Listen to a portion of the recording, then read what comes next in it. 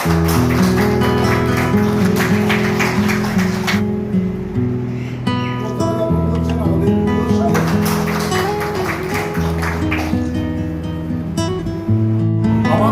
মাধ্যমিকের প্রথম স্থানাধিকারী 681 অনিরুদ্ধ রক্ষিতকে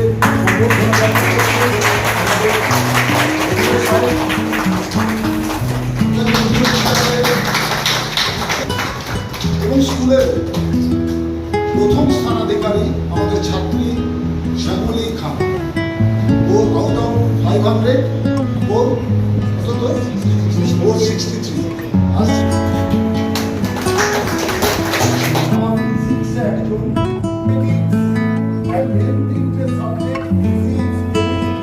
দেখুন, ওই মাধ্যমিকে যিনি সর্বোচ্চ নম্বর পেয়েছেন ব্লকের মধ্যে, এবং উচ্চ মাধ্যমিকে যে ছাত্রীটি সর্বোচ্চ নম্বর পেয়েছে, বিডিও সাহেব এবং আমরা ওখানে সম্বর্ধনা জানাতে গিয়েছিলাম।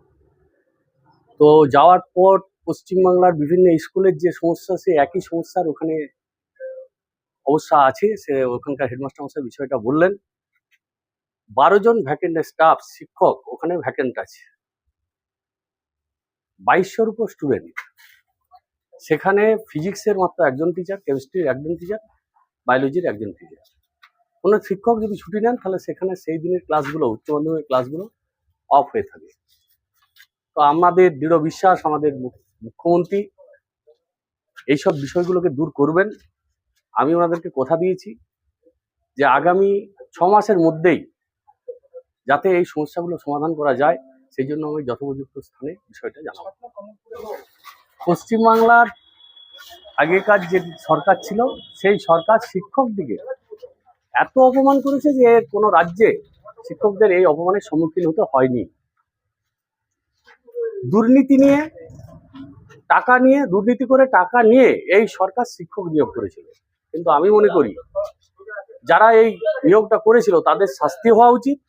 এবং সবাই তো আর মেধাসম্পন্ন ছাত্রছাত্রী সবাই তো আর এই দুর্নীতি করেনি, কিন্তু এই সরকারের আমলে সবাইকে যেন একটা অপরাধ বোধ করতে হয়েছিল যে সবাই শিক্ষক মানেই সে দুর্নীতি করে চাকরি পেয়েছে। সবগুলোই আমাদের মুখ্যমন্ত্রী ব্যবস্থা করবেন, সেই আশাটা রাখুন। চেষ্টা চলছে। মাধ্যমিকের রেজাল্ট বা উচ্চ মাধ্যমিকের রেজাল্ট বেরোনোর পর কোনো বিধায়ক প্রথমে নিজে এসে পরে ছাত্রছাত্রীদের সম্বর্ধনা জ্ঞাপন করছেন, এটা আমার 30 বছরের জীবনে কিন্তু এটা আমার মনে হয়েছে প্রথমবার। তিনি এসে ছাত্রছাত্রীদের উৎসাহিত করলেন। বিধায়ককে আমরা বললাম যে আমাদের স্কুলে এই মুহূর্তে প্রায় 2250 স্টুডেন্ট, আমাদের 28 জন টিচার রয়েছে। সুতরাং আমাদের সমস্ত সাবজেক্টে প্রায় একজন করে টিচার। আমাদের পঠন পাঠনের অসুবিধা হয়, কিন্তু এই সমস্ত সত্ত্বেও আমরা চেষ্টা করেছি যে আমরা কোনো মতে যারা পিছিয়ে পড়া ছেলে মেয়ে তাদের জন্য স্পেশাল ক্লাস করা, যারা সামনের সারির ছেলে মেয়ে তাদের জন্য স্পেশাল ক্লাস করা। তার একটা রেজাল্ট আমরা পেয়েছি। আমরা বিধায়ককে বললাম সেটা হলো যাতে স্কুলে পড়াশোনার মানকে আমরা উন্নততর করতে পারি, তার জন্য সরকারি পক্ষ থেকে যে পদক্ষেপ নেওয়ার কথা সেটা যেন তিনি একটু নেন। আমার নাম তন্ময় বন্দ্যোপাধ্যায়। আমি এই স্কুলে বর্তমানে প্রাতিষ্ঠানিক প্রধান, কমলপুর নেতাজি উচ্চ বিদ্যালয়, যা ছাতনা বিধানসভা কেন্দ্রের অন্তর্গত।